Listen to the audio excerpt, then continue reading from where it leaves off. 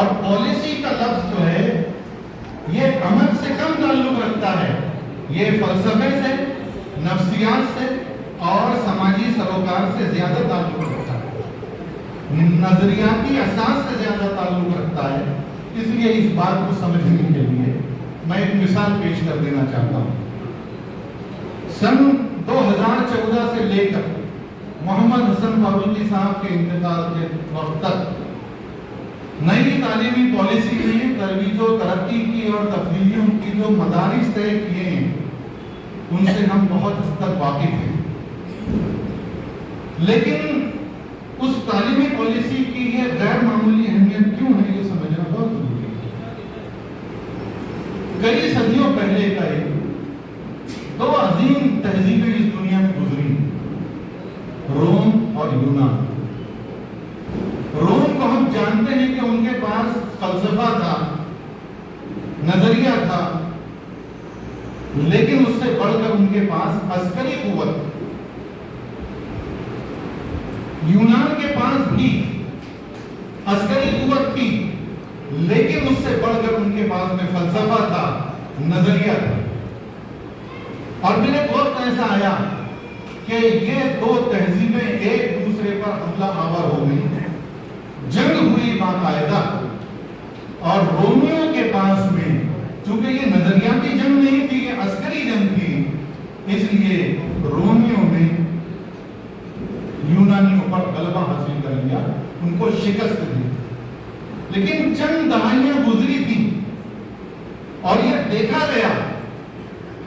کہ جو غالب فلسفہ تھا،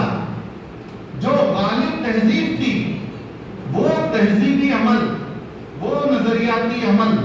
رومیوں میں اس طرح پھیلا کہ چند دہائیوں کے بعد رومیوں نے اپنی وہ تہذیبی شناخت کھو دی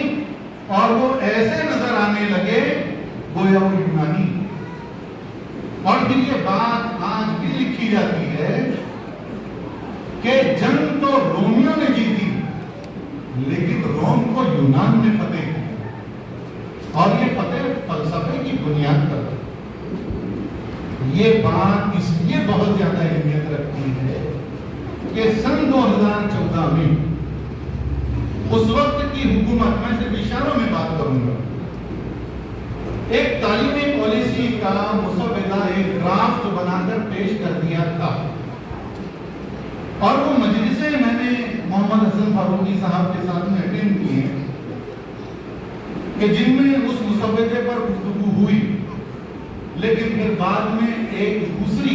حکومت قائم ہوئی، اور یہ بات آپ سب جانتے ہیں کہ نظریاتی اعتبار سے وہ حکومت پچھلی حکومت سے یکسر مختلف ہے۔ سن 2019 میں محمد حسن فاروقی صاحب اور ان کے احباب کے ہاتھ میں جو مسودہ تھا وہ 600 یا 650 صفحات کی بجائے 70 صفحات پر سمٹ چکا تھا، اور اس میں کا ایک چیپٹر ایجوکیشن آف مائنورٹیز حذف کر دیا گیا تھا۔ اگر اس کا PDF میں آپ کے سامنے شیئر کروں اور آپ ایک ٹول استعمال کریں، سرچ ٹول، اور اس سرچ ٹول میں آپ یہ ورڈ ٹائپ کریں سرچ مائنورٹی، تو آپ کو اس 70 صفحے کی ایجوکیشن پالیسی میں یہ لفظ ایک مرتبہ بھی نہیں ملتا۔ گزشتہ مسودے کو جب آپ دیکھیں گے تو اس وقت آپ کو معلوم ہوگا ایسے ہی سرچ کرنے کے بعد تو 30 سے 40 مرتبہ یہ لفظ وہاں پر استعمال کیا گیا ہے، اور ایک باقاعدہ ایک چیپٹر اس پر گفتگو ہوئی، پورے دیش میں ان نکات پر گفتگو ہوئی اور بہت تفصیل کے ساتھ میں ہوئی۔ جماعت اسلامی ہند کے شعبہ تعلیم نے، آل India ideal teachers association نے، students Islamic organisation of India کہ اس شعبے نے جو تعلیم کے سلسلے میں متحرک ہے وہ، اور اس کے علاوہ ہمارے ممبئی کے چند لیڈنگ نیوز پیپرز نے بہت سارے فورم قائم کیے اور وہاں پر تحریری تجزیے تیار ہوئے۔ میں آپ سے یہ کہتا ہوں کہ اس محفل میں ایک وہ شخص تھے جن کی تصویر یہاں پہ لگی ہے، جو یہاں ہر جگہ موجود ہے، ہر جگہ موجود ہے۔ میں اسی لیے کہہ رہا ہوں کہ وہ تعلیم کے حوالے سے ہمارے نظریاتی رہنما تھے. اور محمد رفیع انصاری صاحب نے کہا کہ وہ بال بھارتی کے بال جاتے تھے. بالا صاحب میں ذرا ادبی زبان سے اور آگے بڑھ کر جزارت کروں گا کہ وہ واقعی میں نے ان کے اندر بالا صاحب ٹھاکرے کا تیور دیکھا ہے کہ جب وہ فورم میں ڈسکشن ہوتا اور پھر سر کہتے کہ تم لوگ سب کس طرح بات کر رہے ہو, سب کو خاموش کر دیا اور بہت سخت اور تند لہجے کے ساتھ میں اس گفتگو کی سمت کو صحیح سمت میں موڑ دیا. تو میں نے دیکھا ہے اور میں آج اس وقت کو مس کرتا ہوں کیونکہ تعلیمی پالیسی ابھی بھی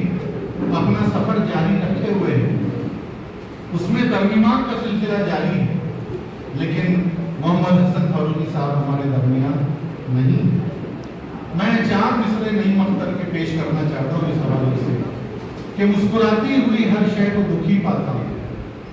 غم میں لپٹی ہوئی ہر ایک خوشی پاتا ہوں, دھویا دھویا سا رہوں کیوں نہ سرے بزم سخن, خیر خواہوں میں اگر تیری کمی پاتا ہوں.